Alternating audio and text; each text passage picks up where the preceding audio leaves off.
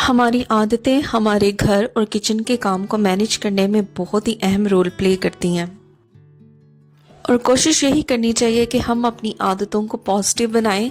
अगर हमारे खुद के अंदर पॉजिटिव वाइब्स होंगी तभी हम अपने घर और किचन को भी पॉजिटिव तरीके से मैनेज कर सकेंगे। तो आज की वीडियो में भी मैं आपके साथ कुछ अहम टिप्स एंड ट्रिक्स शेयर करूंगी जो घर और किचन को मैनेज करने में आपके लिए बहुत ही हेल्पफुल होंगे। तो चलिए स्टार्ट करते हैं आज की इस ज़बरदस्त से वीडियो को। बहुत सी रेसिपीज अंडे की हम इस तरीके की बनाते हैं जिसके अंदर सिर्फ हमें वाइट पार्ट रिक्वायर होता है, येलो पार्ट यानी जो अंडे की जर्दी होती है वो हमें नहीं चाहिए होती।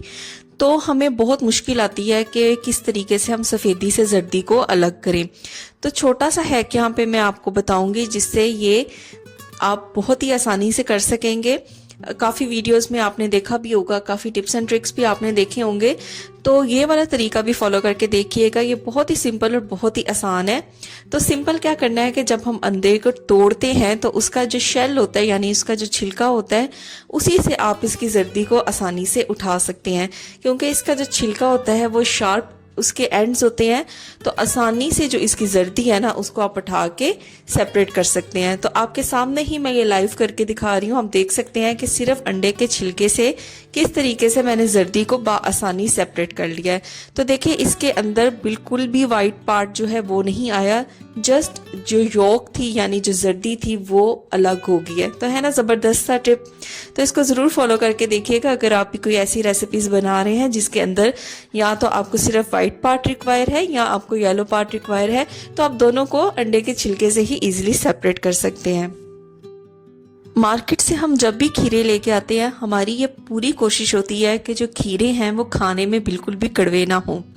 तो आपको क्या करना है, देखिए जब भी मार्केट से खीरे लेके आते हैं तो उसकी कड़वाहट को ख़त्म करने के लिए मैं क्या करती हूँ कि सबसे पहले तो जो भी ग्रोसरी के अंदर खीरे आते हैं उनको अच्छे तरीके से वॉश कर लेना है ताकि उनके ऊपर जो भी डस्ट है या मिट्टी है वो अच्छे तरीके से रिमूव हो जाए।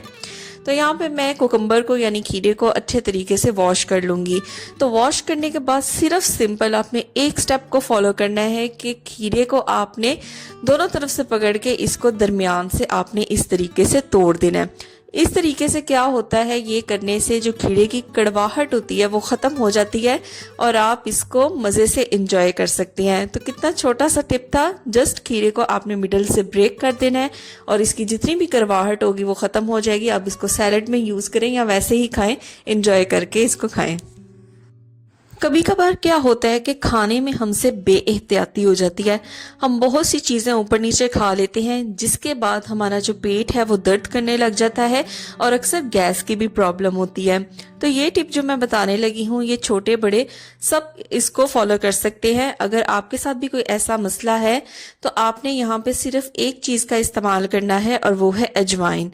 तो अजवाइन के अंदर ये प्रॉपर्टीज़ होती हैं कि जितनी भी पेट दर्द होती है या आपको खाने की वजह से पेट में दर्द है, गैस है, ये सब को ठीक कर देती है। तो यहाँ पे मैंने क्या किया है, 2 चुटकी भर अजवाइन ले ली है।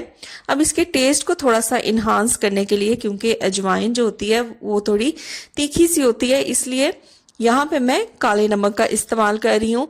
तो थोड़ा सा यहाँ पे मैं पिंच सा काला नमक लूंगी और वो अजवाइन के अंदर मिक्स कर दूंगी। बस अब आपने क्या करना है कि इसको ऐसे ही चुबा लेना है और ऊपर से आपने पानी पी लेना है। तो आप देखेंगे विदिन 10 to 15 मिनट्स आपके पेट की जो दर्द थी वो भी ठीक होना शुरू हो जाएगी और अगर गैस की कोई प्रॉब्लम है तो वो भी ख़त्म हो जाएगी। तो सिर्फ अजवाइन का आप यूज़ करके इस मसले को हल कर सकते हैं। तो छोटे बड़े सभी को आप इस तरीके से दे सकते हैं। अगर छोटे बच्चों को दे रहे हैं तो आप इसकी जो क्वांटिटी है वो हाफ कर दें। तो ये दोनों चीज़ें जो है, काला नमक भी हमें पता है कि हमारी जो डाइजेस्टिव सिस्टम है उसको बहुत ही अच्छा रखता है। अदरक को देखें, हम सभी अपने खानों में इस्तेमाल करते हैं और इस्तेमाल करने के लिए सबसे पहले हम अदरक का जो छिलका होता है उसको रिमूव करते हैं। अमूमन हम क्या करते हैं कि जब भी अदरक को छीलते हैं तो उसका जो छिलका होता है उसको हम फेंक देते हैं, डिस्कार्ड कर देते हैं, क्योंकि हम समझते हैं कि ये बेकार चीज़ है। लेकिन अगर मैं आपको बताऊं कि अदरक का जो छिलका है वो बेकार नहीं बल्कि बहुत ही कारआमद चीज़ है, तो आप हैरान हो जाएंगे। तो सबसे पहले यहाँ पे मैंने अदरक ले लिया और इसको मैं अच्छे तरीके से छील लूँगी। अब इसका जो छिलका होगा उसको मैं फेंकूंगी नहीं बल्कि इस्तेमाल करूंगी। तो फटाफट से मैं यहाँ पे अदरक को छील लेती हूँ। तो अदरक का देखिए छिलका मैंने यहाँ पे ले लिया। अब इसको क्या करेंगे कि पानी से ना अच्छे तरीके से वॉश कर लेंगे ताकि इसके ऊपर जो भी मिट्टी वगैरह है वो उतर जाए। तो यहाँ पे पानी से मैं इसको अच्छे तरीके से रिंस कर लूँगी ताकि जितनी भी गर्द गुबार है, मिट्टी है, वो सारी इन छिलकों से उतर जाए और ये बिल्कुल नीट एंड क्लीन हो जाए। तो देखिए यहाँ पे इनको मैंने वॉश कर लिया है। अब इन छिलकों को ना हमें करना है ड्राई। अगर तो आपके पास ओवन नहीं तो आप सिंपल तवे के ऊपर भी इसको ड्राई कर सकते हैं।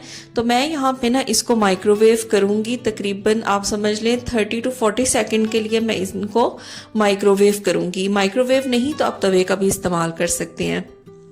तो यहाँ पे ये देखें, यहाँ मैंने अदरक के जो छिलके हैं उनको माइक्रोवेव कर लिया है। अब ये बिल्कुल ड्राई हो गए हैं, बिल्कुल खुश्क हो गए हैं। थोड़ा थोड़ा मैं इनको हाथों से ब्रेक करूंगी। अब इसका यूज़ हम कहाँ करेंगे? देखिए अदरक के बहुत बेनिफिट्स हैं। नज़ला, ज़ुकाम, अगर आपको मैदे यानी डाइजेस्टिव सिस्टम की भी कोई प्रॉब्लम है तो उसमें भी ये बहुत ही बेनिफिशियल होते हैं। तो सिंपल आप क्या करें, जो भी चाय पत्ती आप अपने घर में इस्तेमाल करते हैं उस चाय पत्ती के अंदर आप अदरक के इन छिलकों को ऐड कर दें। तो जब भी आप चाय बनाएंगे तो ये अदरक भी उसमें शामिल हो जाएगा और जितनी अदरक की प्रॉपर्टीज़ हैं, जैसे नज़ले में है, ज़ुकाम में है, मैदे की कोई प्रॉब्लम है यानी डाइजेस्टिव सिस्टम की कोई प्रॉब्लम है, तो वो चाय पीने से वो आपका क्योर होगा। तो ये बहुत ही बेस्ट रेमेडी है। अब कभी भी आपने अदरक के छिलकों को बेकार समझ के फेंकना नहीं। अक्सर खाने ऐसे होते हैं जिनमें हमें टमाटरों की पेस्ट रिक्वायर होती है। तो पेस्ट बनाने के लिए या तो हम ब्लेंडर का यूज़ करते हैं या किसी भी किस्म का चॉपर का इस्तेमाल करते हैं या हैंड ब्लेंडर का यूज़ करते हैं।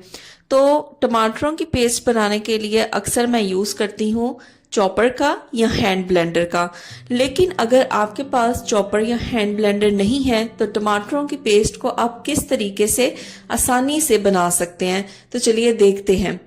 देखिए अगर आप टमाटरों की पेस्ट आपको रिक्वायर है और आप चाहते हैं कि झटपट से टमाटरों की पेस्ट बन जाए और आपके पास कोई मशीन या कोई अप्लायंस नहीं है जिसको यूज़ करके आप टमाटरों की पेस्ट बनाएं, तो आपने बिल्कुल नहीं घबराना।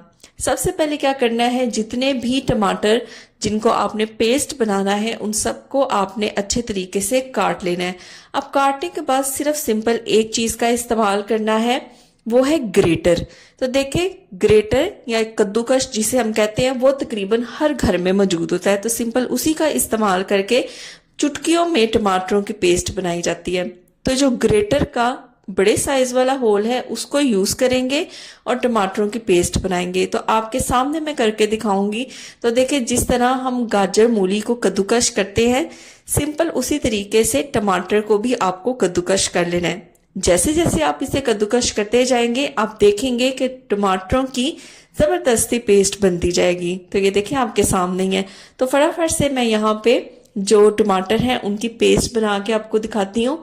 इससे एक फ़ायदा ये भी होता है कि जो टमाटर का छिलका होता है आप उसे भी आसानी से रिमूव कर लेंगे। जब अंदर का सारा पेस्ट निकल जाएगा तो छिलका आपके हाथ में आ जाएगा जिसे आप आसानी से फेंक सकते हैं। तो अब बिल्कुल भी इस बात की टेंशन लेने की ज़रूरत नहीं कि आपके पास कोई चॉपर या कोई ब्लेंडर नहीं, आप घर में ज़बरदस्त तरीके से टमाटरों की पेस्ट जो है वो बना सकते हैं। हमारे घर में अक्सर इस तरीके के प्लास्टिक के कंटेनर्स होते हैं जिनको यूज़ करने के बाद या जो भी उनके अंदर प्रोडक्ट होता है इसको इस्तेमाल करने के बाद हम इनको अक्सर फेंक देते हैं। तो मेरे पास भी ये सौंफ का एक कंटेनर था जो ख़त्म हो चुकी थी, तो मैं इसको फेंकने ही वाली थी, लेकिन फिर मैंने सोचा कि क्यों ना इसे एक DIY करके एक ज़बरदस्त चीज़ बनाई जाए। तो देखिए यहाँ पे सबसे पहले इसके अंदर मैंने नमक फिल कर लिया इस बॉटल के अंदर। उसके बाद यहाँ पे मैंने ले लिया है एल्युमिनियम फॉयल। तो एल्युमिनियम फॉयल जो है यहाँ पे वो आप ऑलरेडी यूज्ड भी इस्तेमाल कर सकते हैं। तो एल्युमिनियम फॉयल से इसकी जो ऊपर माउथ है बॉटल का उसको अच्छे तरीके से कवर कर देना है और इसको हल्का सा प्रेस करेंगे तो ये बिल्कुल स्टिक कर जाएगा। बॉटल के जो माउथ है ना उस पर बिल्कुल स्टिक कर जाएगा। तो उसके बाद यहाँ पे मैंने ले ली है रबड़ और रबड़ से मैं इसको फिक्स कर दूंगी ताकि ये बिल्कुल भी यहाँ से रिमूव ना हो, उतरे ना। तो उसके बाद जी यहाँ पे मैंने टूथपिक ली है और टूथपिक से यहाँ पे मैं छोटे छोटे से होल्स करूँगी।